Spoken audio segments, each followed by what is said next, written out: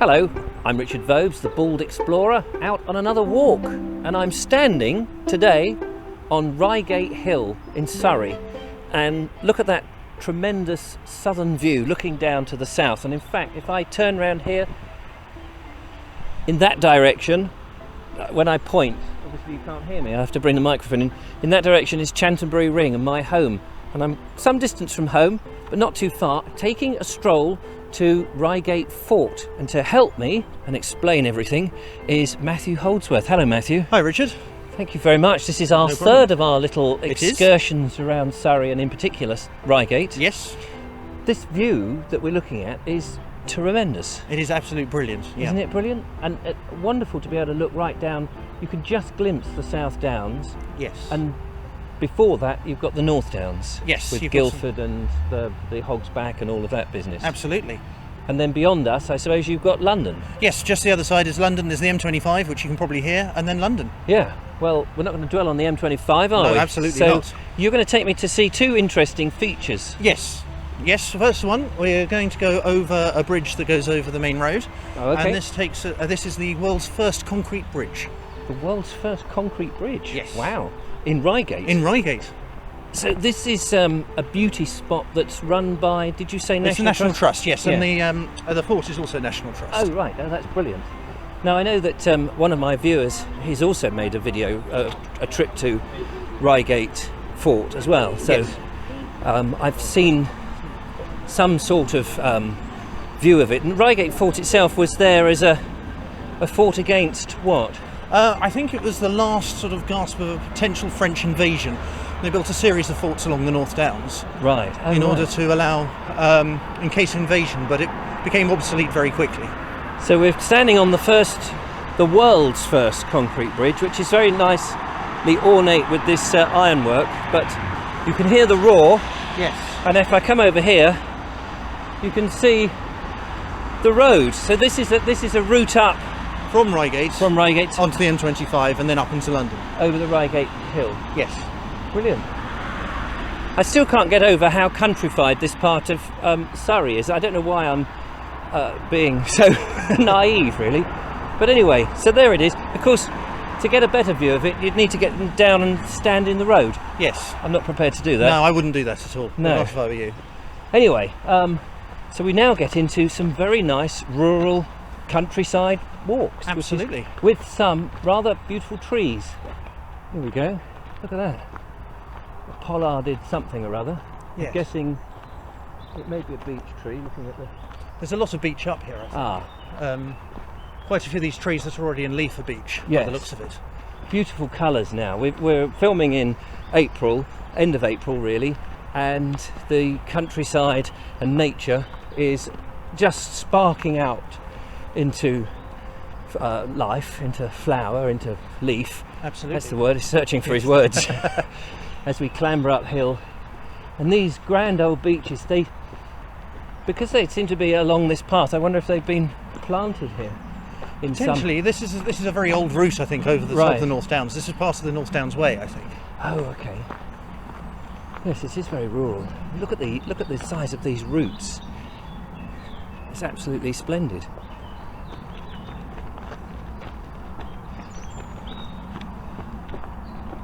And I just spotted a runner go past. I imagine this is a great place because it's so close to Reigate.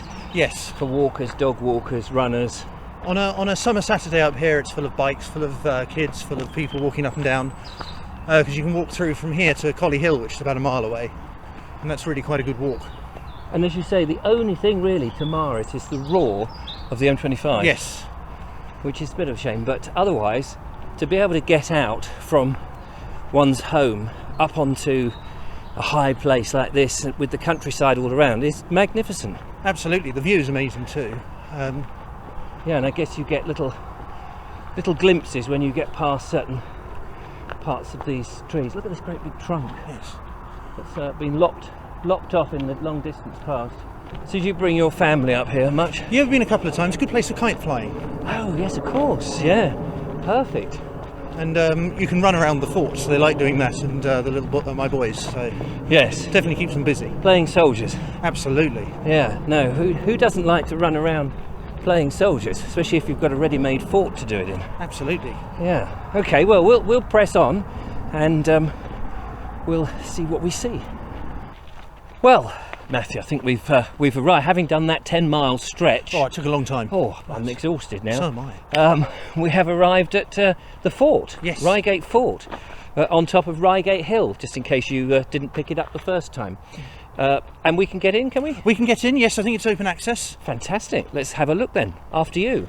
I always get my guest walkers to operate the gates, you see. Just in case I can't, like this one. Yeah.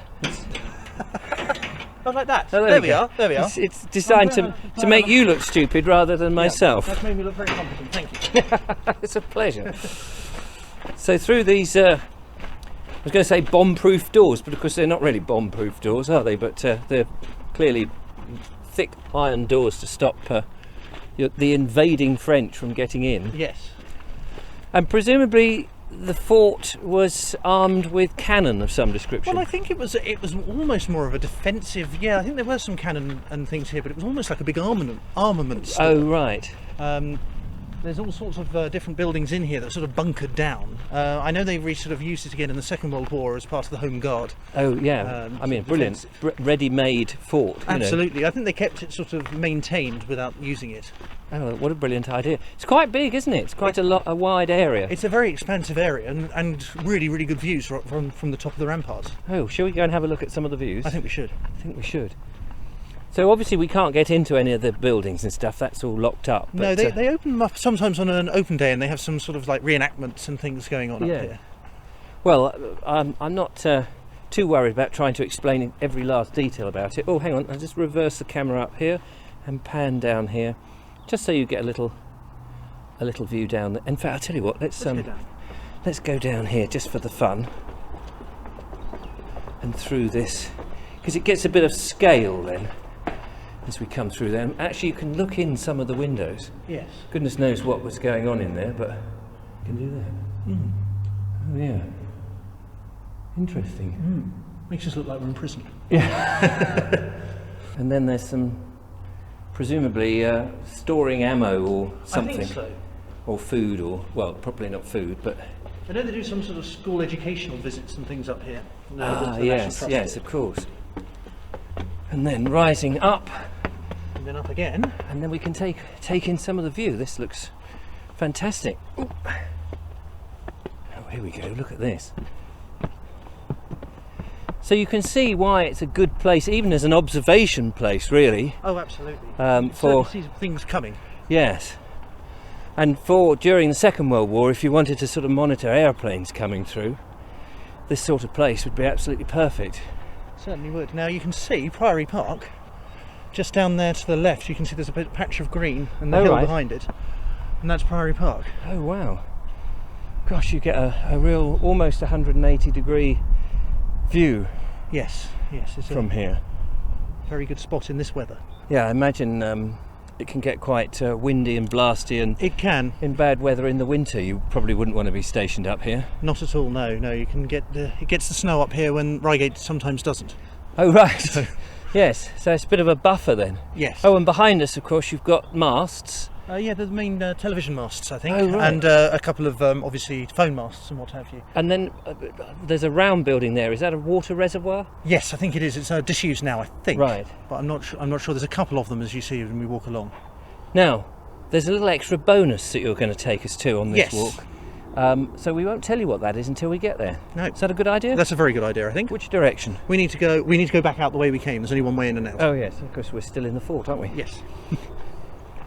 Matthew, we've just taken a diversion before we get to the little surprise you've got for me. Yes. Because I'm worried that I'm going to miss the Bluebells with all the activities that I'm up to. So we've just spotted some. So if I at least film some, viewers can not say I didn't catch any Bluebells. So here's a quick sweep through the Bluebells.